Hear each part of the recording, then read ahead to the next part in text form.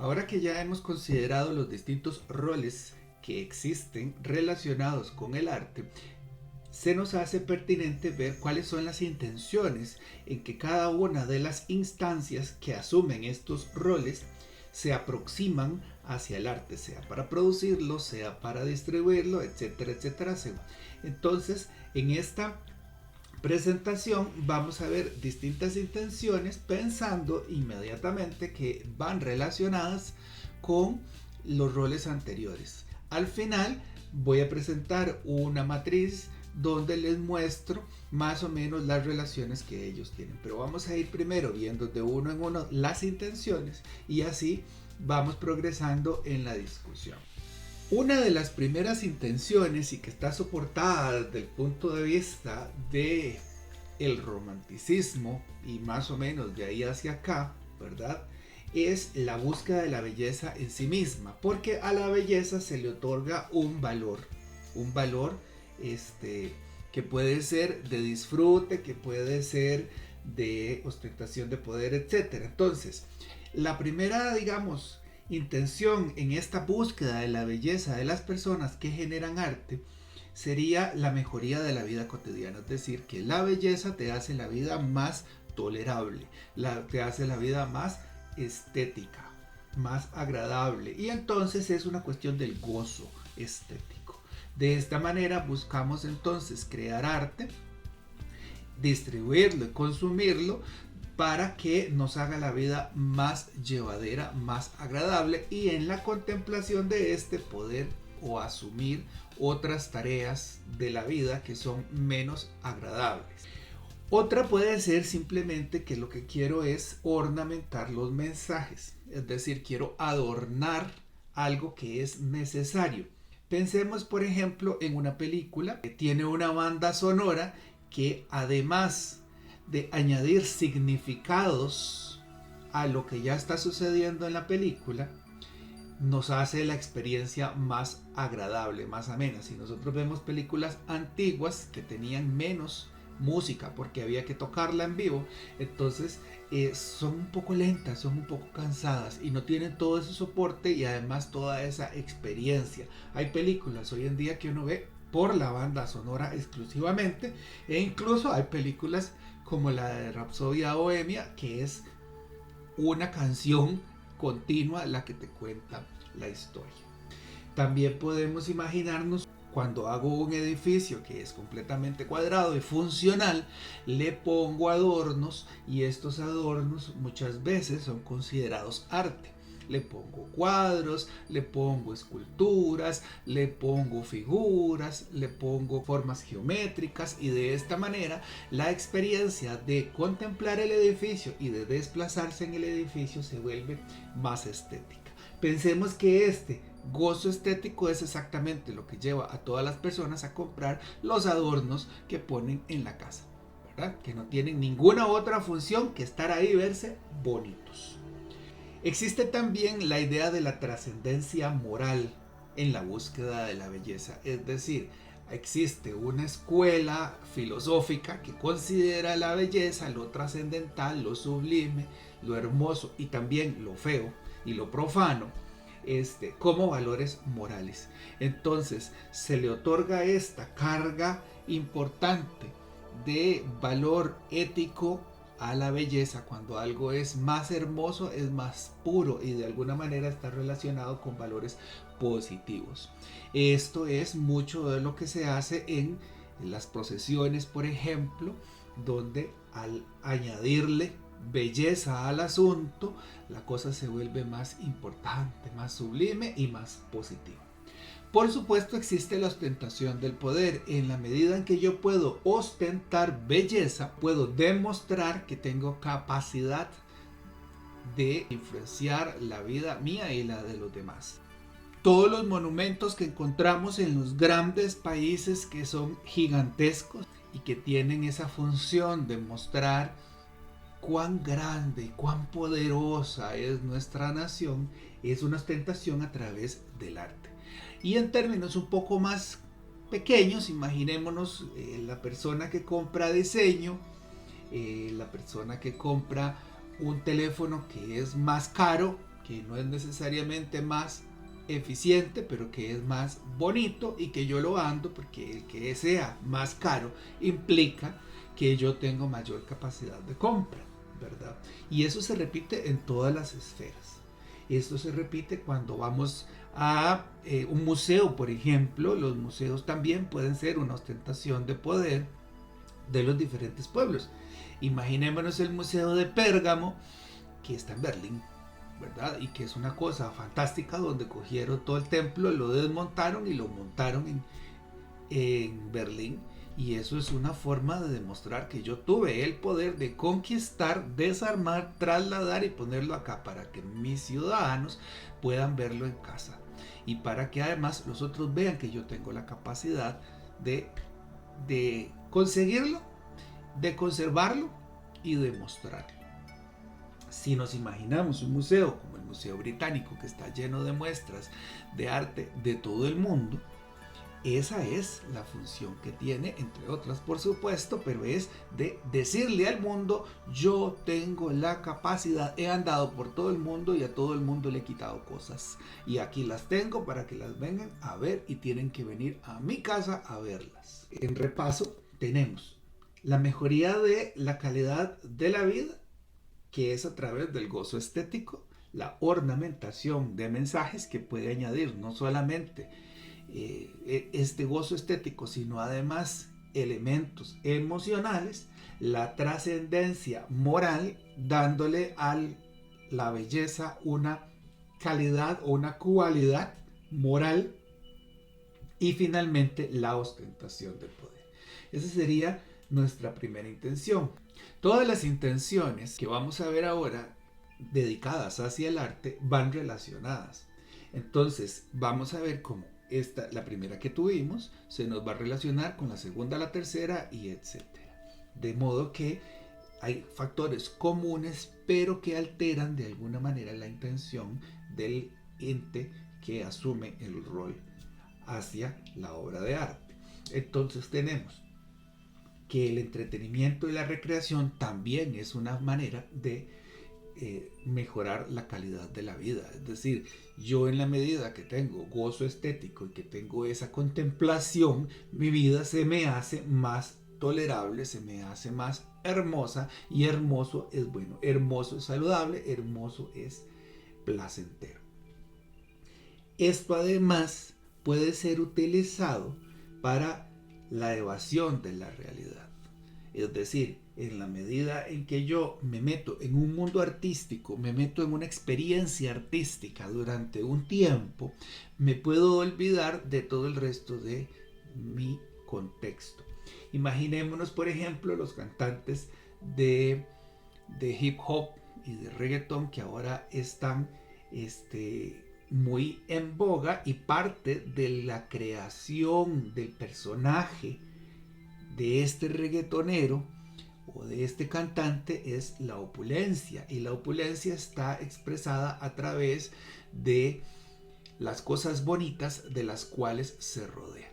Entonces va a tener ropa de diseñador, va a tener automóviles caros, hermosos, va a vivir en mansiones, y eso le da a esta persona un halo de importancia, un halo de éxito que por supuesto es ficticio y que está sustentado sobre acompañar, cargar de arte la vida de esta persona. Esta persona normalmente, en el caso de estos reggaetoneros, por ejemplo, son gente muy común que probablemente de extracción humilde y tienen un talento. Entonces crean el mensaje de que una persona normal puede vivir y tener acceso a tanta ostentación, y lo hace a través del arte, ¿verdad? Entonces es una manera de que yo podría estar ahí, yo podría ser esa persona exitosa, porque yo no necesito nada más que mi talento, ¿verdad? Y eso te evade de la realidad de que uno tiene que trabajar para ganarse la comida y para ganarse las cosas que hace, sino que con solo el talento yo puedo llegar ahí. Y también, por supuesto, retomando el disfrute de la experiencia del gozo estético, ¿verdad? Entonces el gozo estético permanece siempre como una cosa que buscamos para obtener placer. Es una carambada sensorial, lo mismo a la hora de comer, que a la hora de escuchar música, que escuchar en general, ¿verdad? O al apreciar una obra visual o táctil incluso. La siguiente de las intenciones, como les decía, es la trascendencia espiritual, que muchas veces está ligada a un valor moral. La búsqueda de la belleza nos produce un estado de contemplación y de éxtasis, y estos trascienden la particularidad individual, social o temporal, y entonces al tener este gozo estético y alcanzar esta cosa nos encontramos en un plano universal y atemporal. Estos son los valores que se le dan, ¿verdad? Donde vamos a estar en un mejor lugar y vamos a ser mejores personas a través de esta contemplación de la belleza. Por supuesto que una de las intenciones del arte va a ser simplemente la comunicativa, cargada de todo lo demás que hemos hablado hasta ahora, pero la intención comunicativa es fundamental.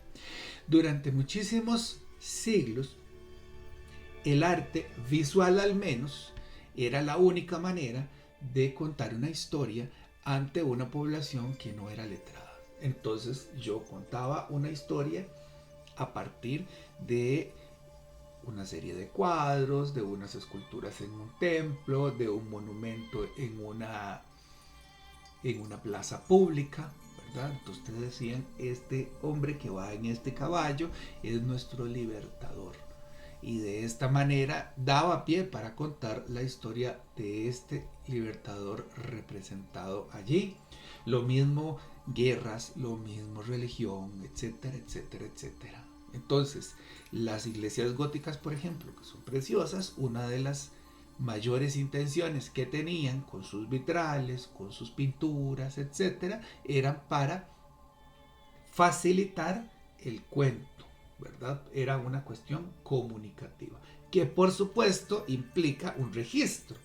Y es un registro que se hace a partir de un contexto deseado. Es decir, cuando nosotros encontramos obras de religiosas, por ejemplo, en una iglesia donde está Cristo y en su escena de un momento de su vida, esta obra necesariamente refleja una actitud hacia el suceso contextualizada en la realidad de la persona artista y de las personas que le rodean.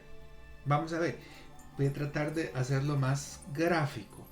Tenemos una imagen religiosa donde aparece un suceso de la vida tratada en los evangelios, por ejemplo.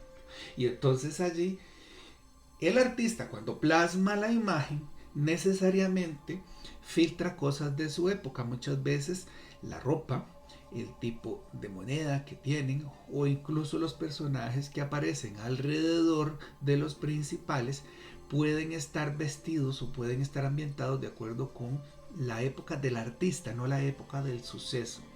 Cuando vemos que esta misma escena es repetida en la Edad Media, después en el Renacimiento y después en el Barroco, por ejemplo, hay una claridad o hay una presencia de elementos propios de la época de la creación de la obra dentro de estos, aunque cuentan una obra que supuestamente sucedió hace cientos de años. Entonces, sí o sí, es muy normal que en las obras de arte se filtre el contexto de la persona. Eso es desde un punto de vista un poco evidente, pero podemos imaginarlo también como, por ejemplo, la música clásica es una música construida para los instrumentos musicales que había entonces, y la música que hoy tenemos es una música que integra la electrónica, que integra lo digital y que se comporta diferente. Entonces siempre el arte de alguna manera termina siendo un registro del contexto, que puede ser el contexto de la persona que hace el arte, de la sociedad que lo rodea, del momento histórico en el que se encuentra o de la posición que tenga desde el punto de vista económico.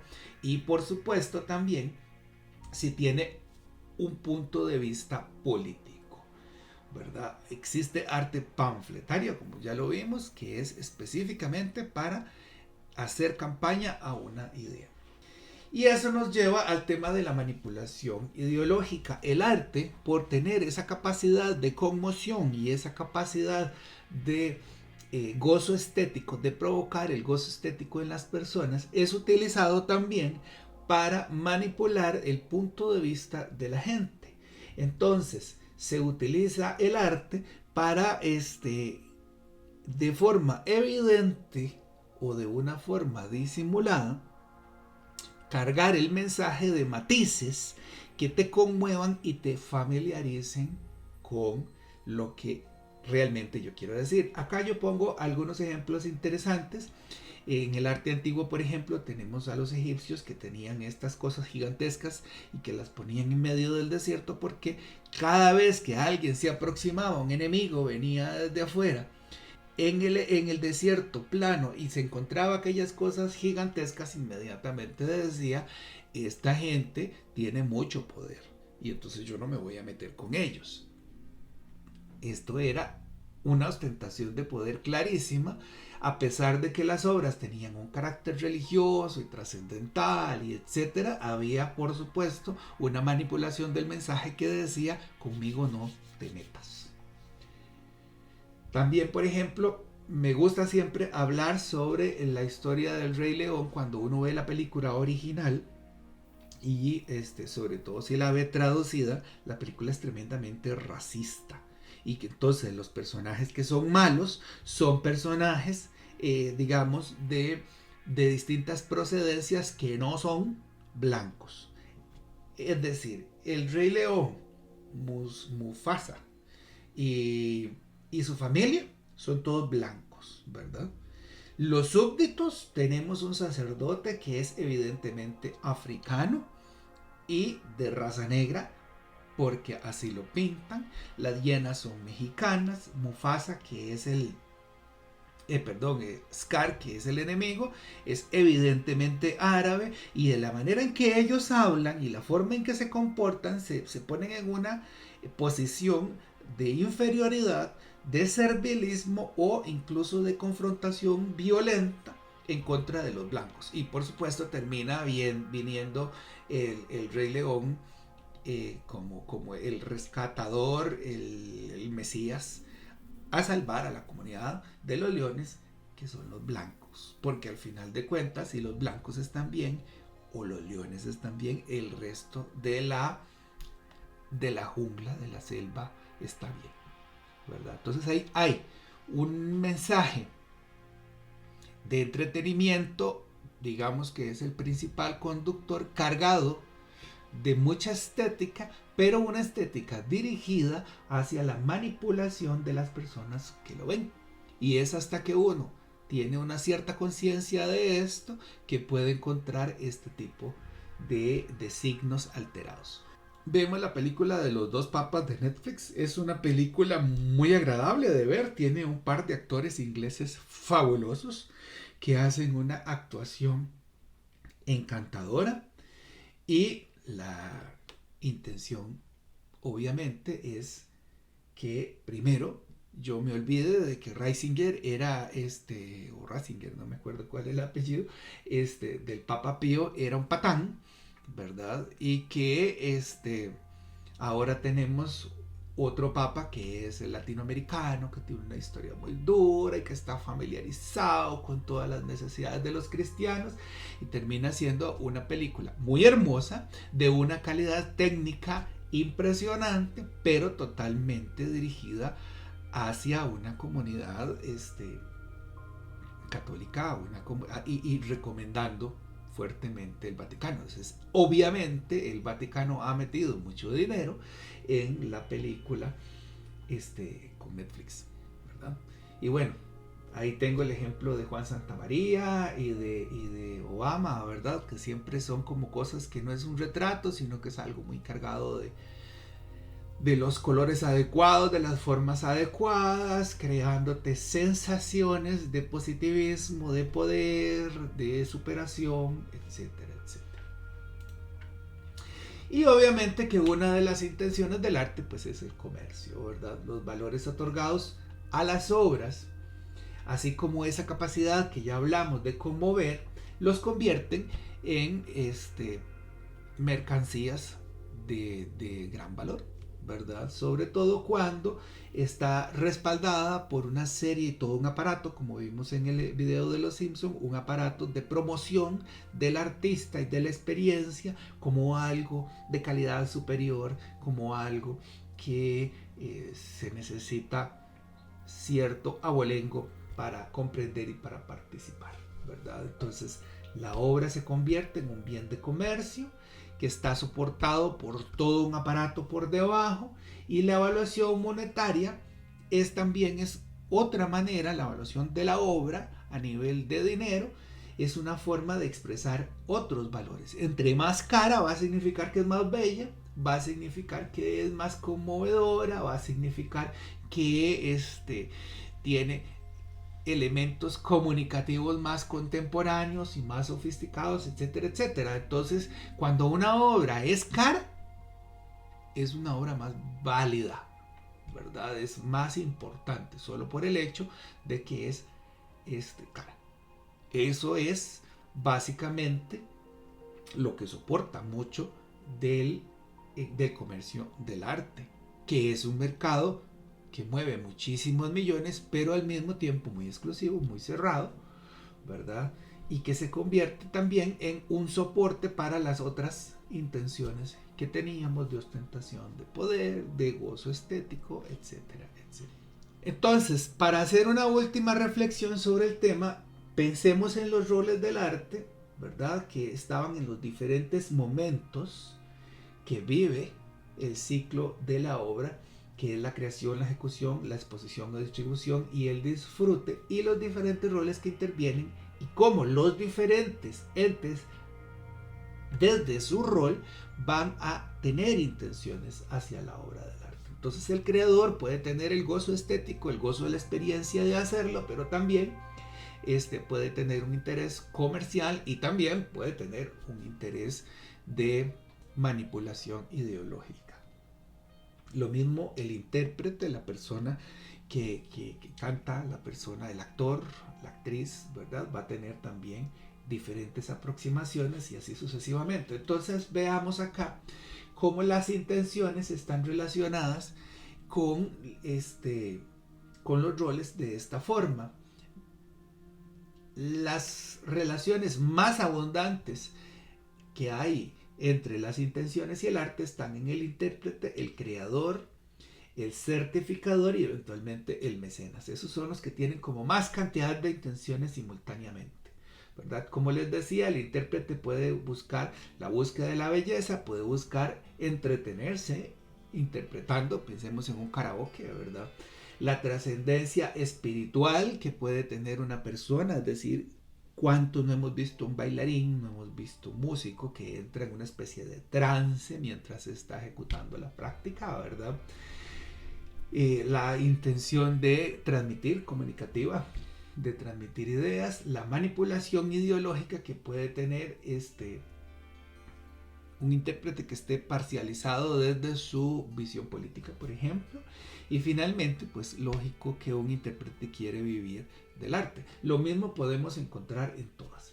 El técnico de pronto es el que se relaciona de una forma más directa con la cuestión comercial del arte, y más que buscar la belleza, que no es que no lo pueda hacer, pero como ya viene, digamos que predefinida las cosas que él tiene que hacer, él va a buscar una cosa un poco más limitada. Lo mismo que en el caso del comerciante o el patrocinador van a tener generalmente más interés en el comercio y de pronto en la manipulación ideológica.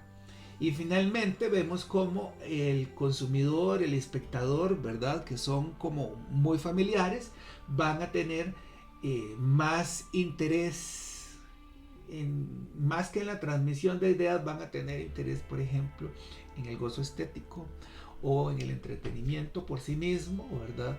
Y que van a estar filtrados desde las intenciones de los otros. De modo que existe todo este como universo de personas y de entidades alrededor del arte, que todos tienen intenciones que pueden ser simultáneas, varias, o pueden ser una sola específica, ¿verdad?